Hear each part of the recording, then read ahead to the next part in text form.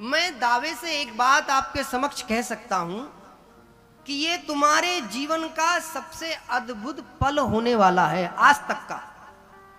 इससे सुंदर पल तुम्हारे जीवन में बहुत कम बार देखने को मिला होगा। अब मैं इतने विश्वास से क्यों कह रहा हूं, इस बात को आपसे 7वें दिन पूछूंगा, आज नहीं पूछूंगा। उससे 7वें दिन आपको एहसास होगा कि ये बात मैंने आपसे कही क्यों।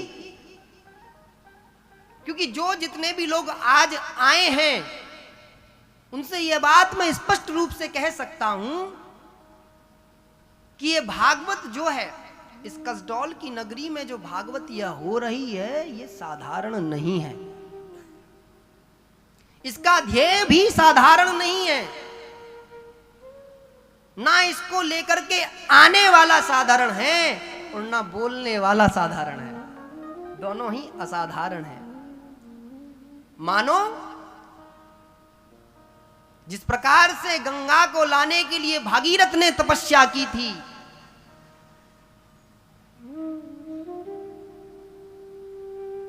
वैसी ही तपस्या उस व्यक्ति को करनी पड़ती है जो ये इतना बड़ा कार्यक्रम कराते हैं। साधारण बात नहीं है, असाधारण है। देखिए, इस भागवत का एक बहुत बड़ा प्रभाव है, बहुत बड़ा, कि यदि ये एक बार किसी व्यक्ति के हृदय में स्थापित हो जाती है ना, तो फिर ये व्यक्ति का पूरा जीवन बदल देती है, पूरा जीवन।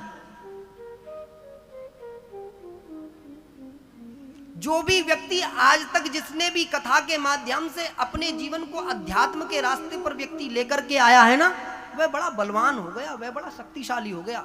इतिहास उठा करके देख सकते हो। और ये धरती तो इतनी पावन है, वास्तविकता है, क्योंकि यहां पर भगवान श्री राम की माता कौशल्या की भूमि छत्तीसगढ़ को कहते हैं हम लोग, कहते हैं या नहीं? माता कौशल्या की भूमि छत्तीसगढ़ और भगवान राम के जन्म की भूमि अयोध्या, तो रिश्ते में हम तुम्हारे कौन लगे? बोलो बोलो, कौन लगे? चलो अब रिश्तेदारी बना लेते ना। आप कहते हो ना कि हम वालों से रिश्ता नहीं, अब बताते हैं आपको हमारा तुमसे क्या रिश्ता है, बताएंगे तुमको ठीक से। बताओ कौन लगे हम? हमने माता कौशल्या को क्या कहा? मां। तो भगवान राम हमारे कौन हुए? भगवान राम हमारे भाई हुए या नहीं हुए? बताओ। तो हम यहाँ के भांजे हुए या नहीं हुए? बोलो। तो है रिश्तेदारी या नहीं है? देखिए, जीवन में एक बड़ा क्लियर कॉन्सेप्ट रखना अपनी लाइफ में, कि जो भी व्यक्ति तुमको अध्यात्म के मार्ग पर या अच्छे मार्ग पर लेकर के जाए, जो भी, वो कोई भी हो सकता है तुम्हारे जीवन में। वो माता पिता हो सकते हैं, वो गुरु हो सकते हैं, वो कोई संत हो सकते हैं, वो कोई भाई हो सकता है, वो बहन हो सकता है, कोई दोस्त हो सकता है, कोई मित्र हो सकता है, वो कोई भी हो सकता है। उसको जीवन में संभाल के रखना, वो सबसे अमूल्य है तुम्हारे जीवन में, सबसे अमूल्य। ये भागवत भी कुछ वैसी ही है।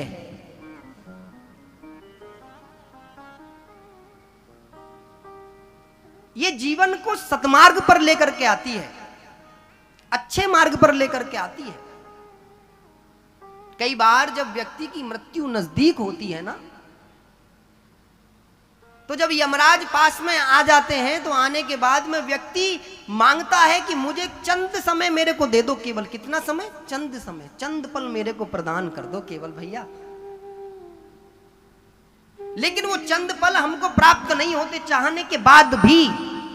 और चंद पल में जो मृत्यु के नजदीक व्यक्ति होता है, वो एक ही बात भगवान से कहता है, प्रभु बस अंतिम समय को थोड़ा सा दे दो, बस मैं इसमें कुछ अच्छा ऐसा काम करना चाहता हूं कि जिससे कि मेरा जो अंतिम समय है, जो मृत्यु का समय है, वो ठीक हो जाए। कहते ना बहुत लोग, इस बेचारे को तो समय ही नहीं मिला, यदि थोड़ा सा समय और मिल जाता तो वह बहुत कुछ कर सकता था, लेकिन समय कभी किसी के हाथ में नहीं होता है। समय हमेशा बीतता है,